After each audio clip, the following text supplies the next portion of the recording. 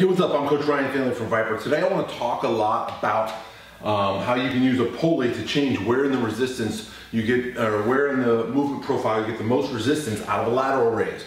I find that pulleys are superior to dumbbells for lateral raises for this very reason, that you can modify where you get the most resistance.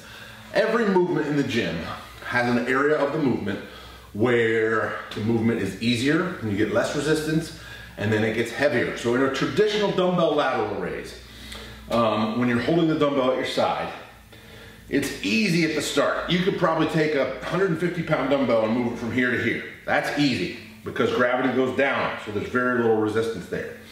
As you go up in the movement to here, now it gets harder. When the moment arm is 90 degrees from the point of resistance is where the effort is going to have to be the hardest. So it's where you get the most emphasis in the movement. So if you want to emphasize this part of the range of motion here, this top range of motion, a dumbbell's fine, okay? Because that's at the top is when the dumbbell is 90 degrees from the moment arm, okay? Here's the problem though, this is also the weakest position. So you're missing out on a lot of potential opportunity to overload this mid-range position where the deltoids are going to be stronger.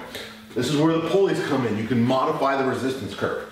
So if you want to really emphasize the top, just like a dumbbell lateral raise, you can go where you're directly over the pulley, and at that top of that 90-degree point, that's when you're going to get the most resistance. Now, let's do it where the pulley is across you. Now, at the 90-degree point is right here, so you're going to get the most resistance here in that front portion of the range. And as you lift up, it's going to drop off super easy here. So this is more appropriate to the resistance profile of the lateral raise. And you can play around with this to really laser into different spots. You bring it in here and go lower now. Now that 90-degree point is going to occur right about here. So you're going to get the greatest resistance at this shoulder angle in the lateral raise. And it drops off at the top. So easy here, gets harder here at 90 degrees. So notice the pulley line makes a 90-degree angle with the moment arm, or my arm, and then it gets easier as you drop off. So I suggest using pulleys for your lateral raises and rotate how you do them so that sometimes you get the most resistance right here in this bottom range where the pulley is directly pulling you to the side. Other times the pulley is down more where the resistance is in the mid-range. And other times you would do it directly over the pulley where you get the most resistance at the top range. This is going to give you the most complete shoulder development possible. How do you do it in your programming? Well, there's a couple ways.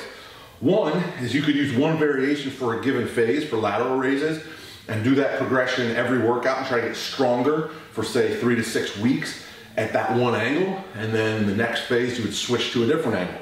Another way, which I've been doing a lot lately, is incorporating it all within the same workout. So we do a couple sets at each position in order to fully tax that full range of motion throughout the workout.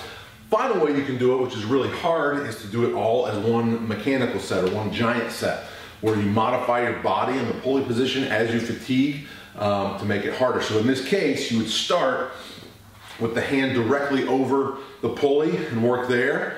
And then, so I'll just show you real quick. In a giant set format, and you can do 6 or 7 positions, I'm just gonna show you 3. You would start and you would do directly over the pulley until you hit fatigue, okay? Then you would go at that kind of 45-degree point where it's right here, where the resistance is hardest right here at that 90-degree angle, and you do there till you hit fatigue. And then finally, move the pulley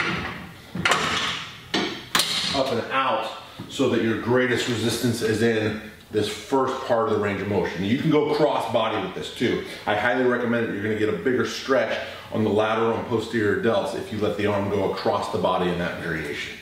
Okay? A lot of things to think about with the shoulder and with pulleys. It really changes how you can laser target your resistance training programs to get the most out of your workouts. I'm Coach Ryan Finley from the VIPAR Pit. If you like this video, please hit subscribe below. I'll see you next time.